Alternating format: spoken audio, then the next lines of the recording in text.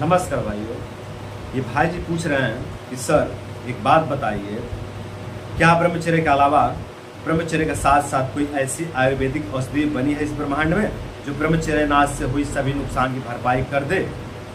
फिर आगे कह रहे हैं मैंने 2-3 महीना आयुर्वेदिक मेडिसिन खाई थी, लेकिन वो साइड इफेक्ट कर गया, पूरे शरीर में लाल लाल दाने हो गए, खुजली हो गया। उसके बाद भी मैंने मेडिसिन नहीं छोड़ी और लगातार लेते रहा 3 महीने तक, फिर भी ठीक नहीं हुआ।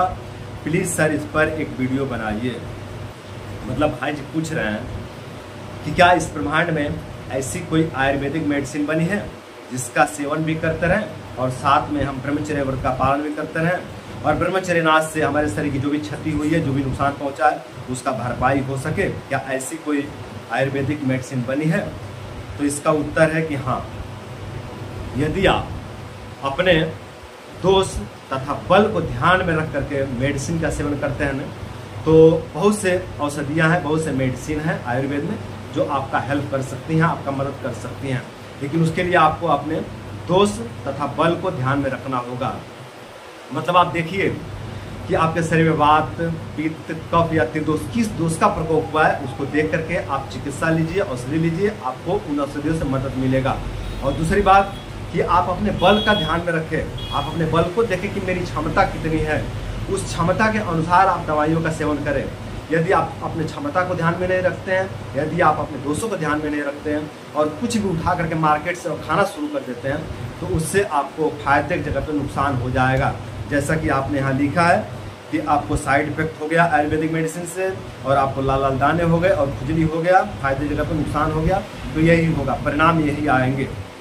यदि आप अपने दोषों को तथा बल को ध्यान में नहीं रखते हैं और कुछ भी उठा कर खाते हैं, तो इसका परिणाम यही आएगा कि आपको फायदे के पर नुकसान हो जाएगा।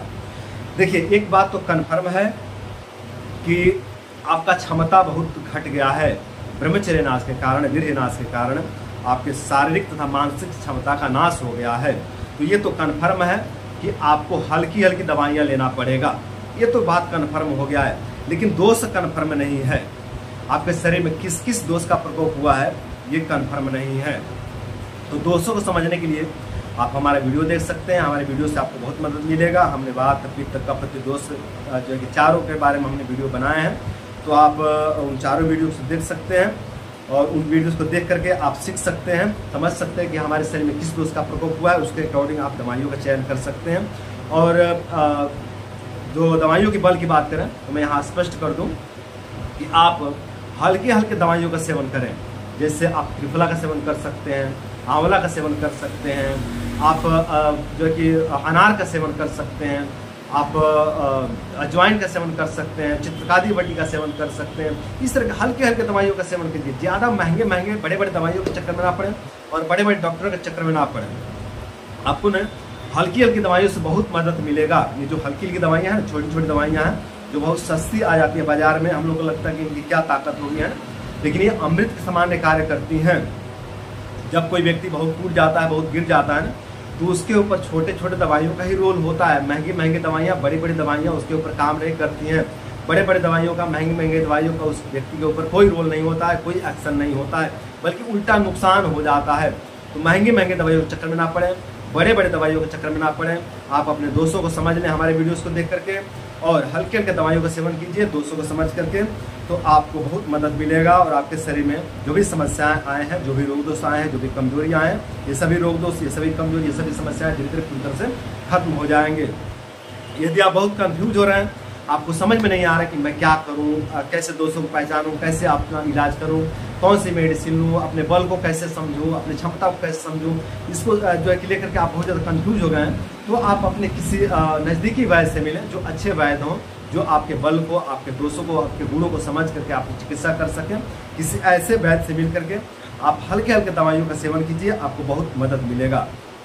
देखिए वैद्य लोग भी बहुत जो है कि इसमें लापरवाही भी कर देते हैं कई वैद्य। मैंने कई भाइयों को देखा है जो हमारे यहाँ आते हैं, तो वो जो है कि बताते हैं कि भैया हम एक वैद्य के पास गए थे, वहाँ पे जो है कि वैद्य ने 15,000 की दवाइयाँ लिख दी थी। उसमें जो है कि 4-5 प्रकार के भस्म थी, उसमें कई प्रकार के चूर्ण जो है कि मिश्रण किए गए थे, और वो जो है कि हम दवाइयाँ खाए तो हमको फायदे का नुकसान हो गया। तो इस तरह के बहुत से लापरवाही करने वाले हैं, चिकित्सक हैं, जो है कि वैद्य हैं। तो वैसे वैद्य से आप बचें। आप किसी अच्छे वैद्य के पास जाएं और अच्छे वैद्य से मिल करके आप मेडिसिन लें, दोषों को समझ करके, बल को समझ करके, गुणों को समझ करके, तो आपको बहुत मदद मिलेगा। तो जल्दबाजी ना करें, धैर्य रखें, धैर्य के साथ में आप ब्रह्मचर्य व्रत का पालन करें, हल्के फुल्के दवाइयों का सेवन कीजिए। आपके शरीर में जो भी समस्याएं उत्पन्न हुए, जो भी रोग दोष उत्पन्न हुए, ये सभी रोग दोष, सभी समस्याएं धीरे धीरे पूरी तरह से खत्म हो जाएंगे। तो दोस्तों आज के लिए बस इतना ही।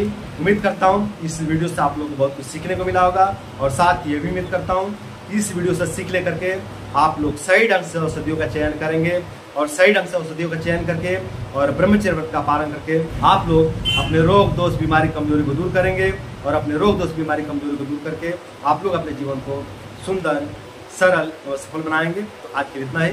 नमस्कार।